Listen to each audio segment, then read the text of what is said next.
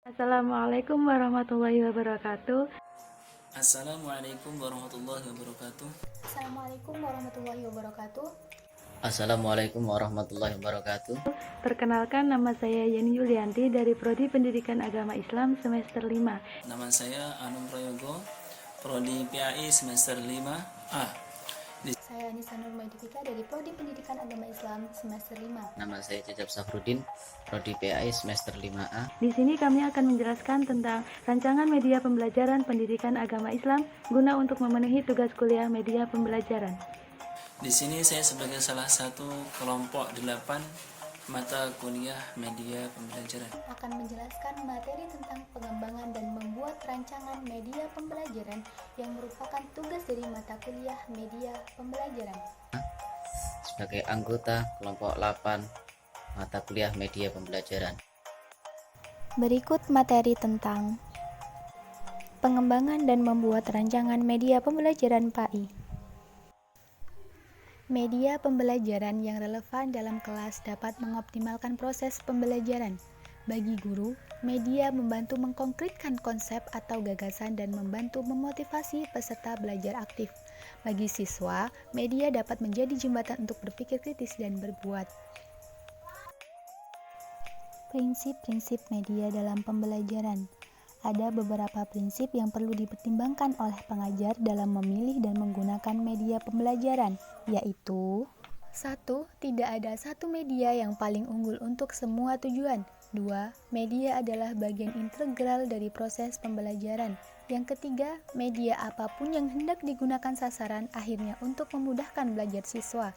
Nah, yang keempat, penggunaan berbagai media dalam satu kegiatan pembelajaran bukan hanya sekedar selingan atau pengisi waktu atau hiburan saja, melainkan mempunyai tujuan yang menyatu dengan pembelajaran yang berlangsung.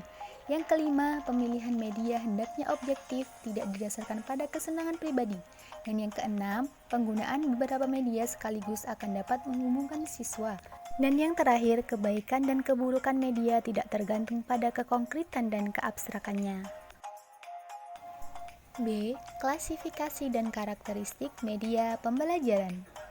Dari beberapa perkembangan media, muncul beberapa klasifikasi menurut kesamaan ciri atau karakteristiknya. Berikut ini secara singkat diuraikan dari masing-masing jenis dan karakteristik media pembelajaran. 1. Media visual.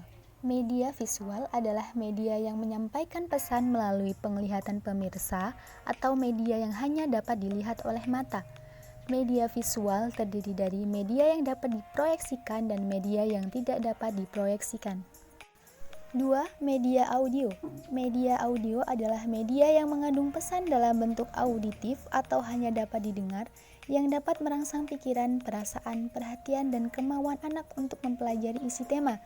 Contoh media audio yaitu program kaset suara atau program radio. 3. Media audiovisual. Sesuai dengan namanya, media ini merupakan kombinasi dari media audio dan media visual atau biasa disebut media pandang dengar. Dengan menggunakan media audiovisual ini, maka penyajian isi tema kepada anak semakin lengkap dan optimal. Contoh dari media audiovisual ini diantaranya program televisi atau video pendidikan atau instruksional, dan program slide suara dan lain sebagainya. 4. Media cetak. Secara historis, istilah media cetak muncul setelah ditemukannya alat pencetak oleh Johann Gutenberg pada tahun 1456. Kemudian, dalam bidang percetakan berkembanglah produk alat pencetak yang semakin modern dan efektif penggunaannya. Jenis-jenis media cetak adalah buku pelajaran, surat kabar dan majalah, ensiklopedia, buku suplemen, dan pengajaran berprogram. 5. Media model. Media model adalah media 3 dimensi yang sering digunakan dalam pembelajaran. Media ini merupakan tiruan dari beberapa objek nyata, seperti objek yang terlalu besar, objek yang terlalu jauh, objek yang terlalu kecil, objek yang terlalu mahal, objek yang jarang ditemukan, ataupun objek yang terlalu rumit untuk dibawa ke dalam kelas dan sulit dipelajari wujud aslinya. Kemudian jenis-jenis model diantaranya model padat atau solid model, model penampang atau cutaway model, model susun atau build-up model, model kerja atau working model, mock-up, dan diorama. Yang keenam adalah media realita. Media realita merupakan alat bantu visual dalam pembelajaran yang berfungsi memberikan pengalaman langsung kepada anak. Realita ini merupakan benda yang sesungguhnya seperti mata uang, tumbuhan, binatang yang tidak berbahaya, dan lain sebagainya.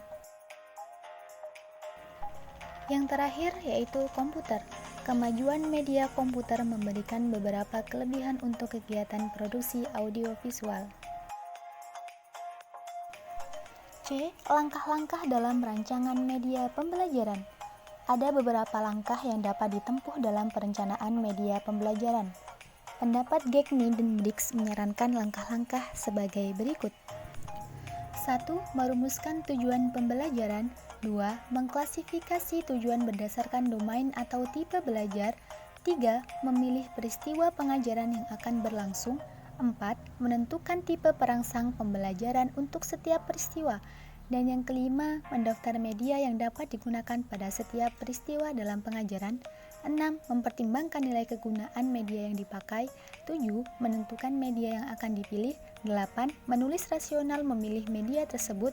9. Menuliskan tata cara pemakaiannya pada setiap peristiwa. Yang ke-10. Menulis skrip pembicaraan dalam penggunaan media. Demikianlah tadi penjelasan dari kami.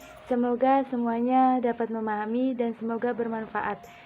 Kami akhiri, wabillahi taufiq wal hidayah. Wassalamualaikum warahmatullahi wabarakatuh. Wassalamualaikum warahmatullahi wabarakatuh. Wassalamualaikum warahmatullahi wabarakatuh.